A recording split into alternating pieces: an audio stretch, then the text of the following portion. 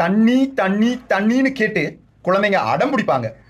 அதை கொடுத்தோம்னா ஒன்றுக்கு ரெண்டா வாந்தி எடுப்பாங்க.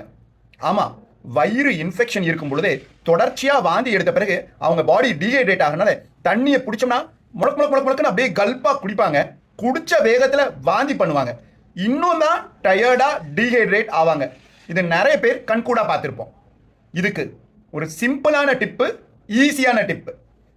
ஒரு டம்ளர் 2 டம்ளர் இல்லை பாட்டில் அப்படியே டைரெக்டாக கொடுத்தீங்கன்னா குடிச்சிட்டு குடிச்ச வேகத்தில் வாந்தி பண்ணுவாங்க. அதே sip by sip, spoon by spoon தண்ணி கொடுத்தோம்னா குழந்தைங்க வாந்தி பண்ண மாட்டாங்க. ஒரு மூடி அளவு தண்ணி ஃபர்ஸ்ட், அப்புறம் ஒரு 2 மினிட்ஸ் 3 மினிட்ஸ் கழிச்சு மறுபடியும் ஒரு மூடி அளவு தண்ணி. இந்த மாதிரி ஸ்மால் குவான்டிட்டிஸில் நிறைய தடவை கொடுத்தோம்னா குழந்தைங்க வாந்தி பண்ண மாட்டாங்க.